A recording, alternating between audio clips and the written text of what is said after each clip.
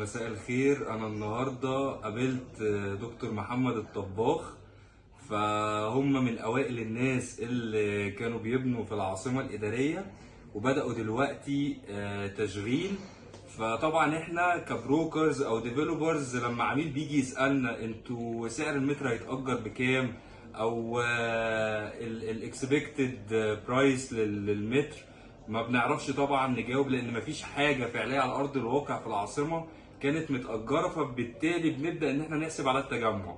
بس الناس دي برضو من اوائل الناس اللي بدأوا ايجارات. فهنبدأ بقى ايه، نعرف الايجار الفعلي النهارده في العاصمه وعلى ارض الواقع. ازيك يا دكتور محمد؟ اهلا بيك يا صالح. اهلا بيك. أخبارك إيه؟ كنت عايز اعرف بقى كده، انتوا طبعا ما شاء الله من اوائل الناس اللي بدأتوا في العاصمة وخلصتوا ودلوقتي بتأجروا كمان، فدي حاجة كويسة. عايزين بقى نعرف الناس متوسط الإيجارات عندكم ازاي، بتعملوا عملية الإيجار دي ازاي، التشغيل عامل ايه، الكلام ده كله.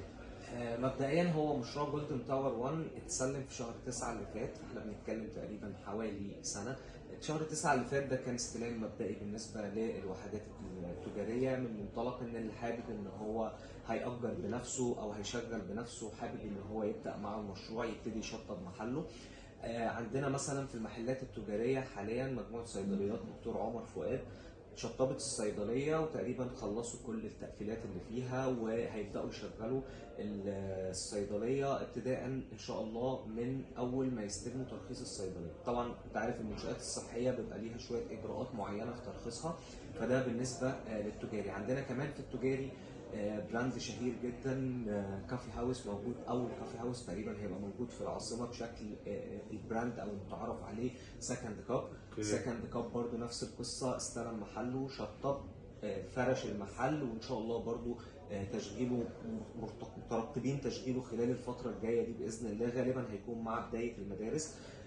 طبعا هي منطقه الام يو 23 من اوائل المناطق اللي اتطرحت اوريدي للمستثمرين وللمطورين العقاريين، فبالتالي كان متوقع ان هي تكون من اول الاماكن اللي هتخلص في العاصمه وهيبتدي فيها التشغيل الفعلي للعاصمه.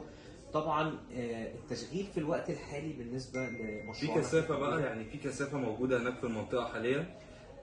مش طبعا انت عارف هي منطقه الار 2 والار 3 احنا بنتكلم تقريبا في اجمالي عدد وحدات سكنيه تقريبا بيوصل ل 50,000 وحده سكنيه في كومباوند. المقصد هناك سواء الفيلات او العمارات بدا يسكن، بس طبعا الفيلات بشكل اكبر وملحوظه بشكل اكبر. منطقه الار 3 فيها 25,000 وحده سكنيه، فاحنا بنتكلم في طاقه استيعابيه كبيره جدا. المنطقه حاليا فيها حوالي 700 او 800 اسره اوريدي ساكنين بالفعل، فالكثافه السكانيه مش اعلى حاجه لحد دلوقتي. بالنسبه لحته الكثافه لسه مش افضل حاجه، ولكن التشغيل اوريدي بدا معانا في عدد من شركات اداريه، شركات ليها نشاط يعني موجوده في السوق المصري، بدات تاخد مكاتب اداريه عندنا وبدات تشغلها. عندنا مثلا مجموعه العاب، يعني انت في ناس اوريدي جت خدت شغالة وحدات ودخل مكتب اداري في بالظبط. العاصمه وبدا ان هو ياجره ويتعاقد عليه. بالظبط كده، بالظبط كده. وفي اند يوزر اوريدي شغلوا مكاتبهم ووحداتهم بنفسهم. تمام. المكاتب الاداريه حاليا برضو بدات تتاجر عندنا. احنا عند طرحين دلوقتي سعر متر في التجاري يعني انا لو انا بقى مثلا عايز اجر مكتب ليا، اشغل اي نشاط، حلو. هتحسب لي سعر المتر بكام النهارده؟ النهارده احنا بنتكلم في ايجار متر اداري من 450 ل 500 جنيه تقريبا. اوكي، كويس قوي. تمام. احنا بنعمل عقود سنويه اب تو 3 سنين او 5 سنين، مفيش مشكله، بزيادات سنويه متفق عليها. بالنسبه للتجاري في الدور الاول من 1500 ل 1800.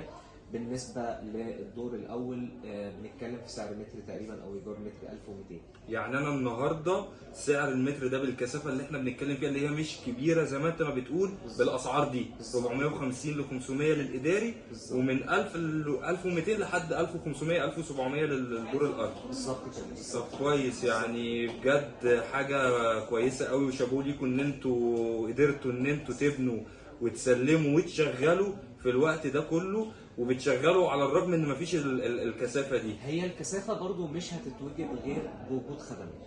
صح. عشان يبقى في كثافه سكانيه لازم يكون في خدمات تخدم على الكثافه السكانيه دي.